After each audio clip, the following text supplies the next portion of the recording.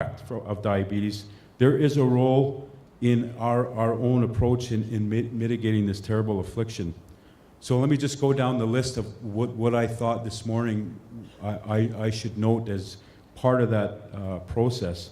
Exercising, being active, walking in the bush, and doing crunches. So, you know what? I have a six-pack. I'll share that with you later, Stan. I have a six-pack. But I say that proudly because, you know, I needed to get well. And even in the last year, I found with this job, I was very, very busy. And I found myself going down that path again, and I really needed to get control of this. So about 3 months ago, I said, you know what, time to really do a check-in here and get well. But what I found was this, that you can actually do crunches while you're driving. You just gotta go like that. See me, Stan? You drive like that. I do that when I'm driving. So if you're determined enough, you'll be able to help deal with this issue of diabetes. Walking in the bush and you know, the point is that we need exercise. Diet, food consumption, and you know what I realized is that part of this had to do with coordinating your metabolism. You know, it's the type of food you eat. You know, if it sinks, you're not doing good. If it floats, you're on the right track. I don't know if you caught that, but fiber, you need fiber in your diet. And I realize that that's part of what's happening is diabetes left unattended, your body is just going to sit there and absorb the impact of diabetes. You have to work with it. And it's this notion of taking ownership of diabetes, physiologically, psychosocially, and spiritually. And so I thought about that this morning, and I want to make the point that as an individual, you know, it's what I eat, it's the physical aspect of that. My physiology is so important, and I've been gifted that by the Creator. And Mother Earth provides everything that I need to make sure that it's taken care of, including the ground that I walk on. But psychosocially as well, I think there's a lot to be said about the environment that we're in, you know, and the social structures. And those are important in our communities, right? Think about what the YMCA done one time, right? They made a national policy about removing all candy bars and pop machines out of the YMCA. Why? Because within their social setting, it wasn't consistent or congruent with the mandate and vision of well-being. And that's an important aspect. You know, how are our social structures and systems set up? And obviously, spiritually, I don't want to go down that path, but I just explained to you my story. And I believe that also exists at home in our families, in our homes. So it's an important part. Establishing and sticking to healthy choices and working with partners at all levels. And I just want to maybe note that, you know, as I began to look at what I would talk about today, I looked at the pamphlet and it struck me all the different people that are working on diabetes, but at a policy or political level, we don't look at that often. And I think that we're remiss, and I do believe we have to take the time, and that's why, as Stan indicated, why I'm here, because I think this is really important for me to be here. So let me review some high points about this again, but think about it from the perspective of ownership and activity, and seek to find your place in the solutions, even if it means offering a child you see eating pop and chips for breakfast, a healthy sandwich and an apple.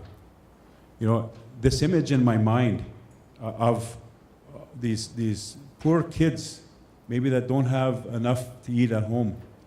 What's happening is there's a trend that's been developed.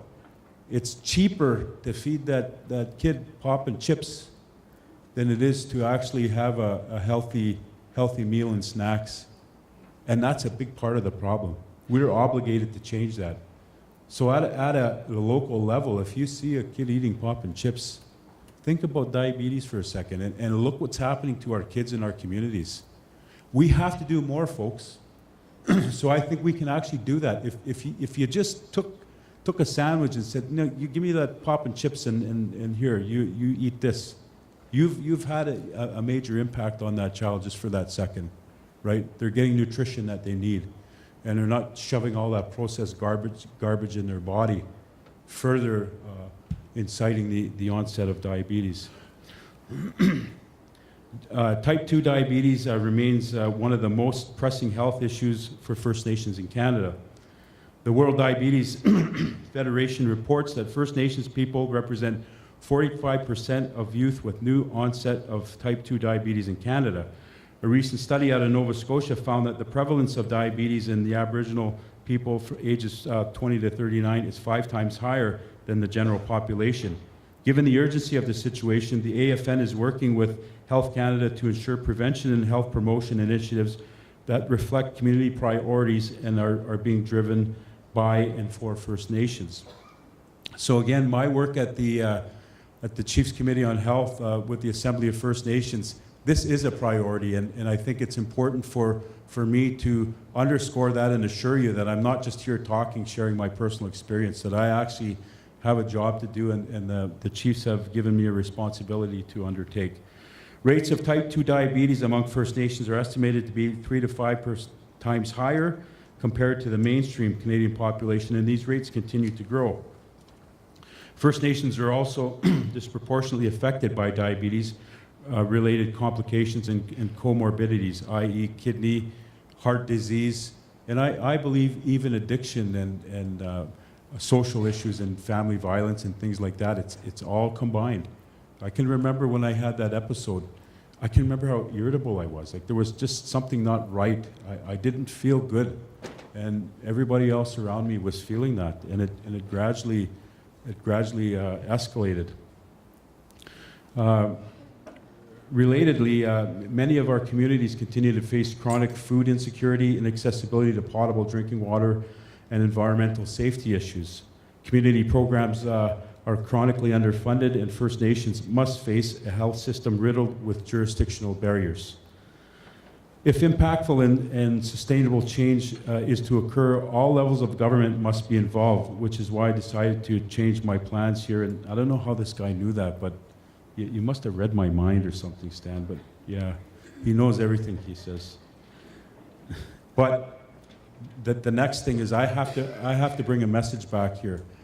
I did speak to the organizer, one of them, the other day, last week in Toronto, and I said that we can do some things, and I think we need to make sure that we follow up appropriately. So some key points which link the AFN work in diabetes with the work undertaken by the National Aboriginal Diabetes Association. As a national organization representing First Nations across Canada, the AFN works diligently to influence the policy agenda on priority issues such as type 2 diabetes. And I'm convinced that every policy sector has a place for the discussion and an action plan to deal with diabetes in First Nations. And I think that might be already assumed that we've taken a look at that, but I think it goes even deeper than that. And let me tell you what I mean by that. I think that we still live in a reality in Canada where health jurisdictions and health programs work in silos. And yes, we may know what the other one is doing on a surface level, but how is it actually affecting funding levels or program design or the implementation of boots on the ground? There's so much going on in the undercurrent of Canada's healthcare system, and I want to be able to take the issue of diabetes and analyze politically what that's doing to our communities and the fact that we're just not making the impact that we need to on diabetes. So there definitely is some work to do, and I believe that we've got a good team at the AFN that are quite prepared to look at that. The AFN does this work by collaboratively working with partners like NADA to strengthen advocacy efforts and drive the position of change. The AFN also works with partners like NADA to support First Nations access to culturally safe and culturally grounded diabetes and chronic disease prevention and management strategies, services, programs, and resources which reflect unique local health and wellness priorities. And let me tell you where I've seen that happen on the ground. Is Chief Joe Buckle here? I didn't see his hand up. I seen him in the lobby earlier. But I was in Mishmacotton First Nation about 3 weeks ago. And I decided, I was there just to visit the chief and talk about some of his priorities. But then I said, I'm the health portfolio. I should go and see the health department. So I sat down with these wonderful women that work in the organization there. There you are, over there, yeah. And then I saw these other two ladies. Were you one of those ladies? You were, right? Yeah, there you are. They were in another room, and they were wearing white jackets, and they were in blue, right? It was blue and it was purple. Yes. Anyways, what they were doing, they were working with machines and stuff, and I said, you know what, I'm gonna go get my sugar checked. And I told them my story, right? You remember, I told you my story. And they checked my sugar, and then they also took another test and shoved it in this bigger machine that gives you an extrapolation of numbers and what your blood is doing and so on and so forth. They took my blood pressure, I took my weight, and it's all better than normal, right? It's all excellent. And I felt good, and those ladies were doing their job. And let's give them a big round of applause, because they actually, that's boots on the ground right there.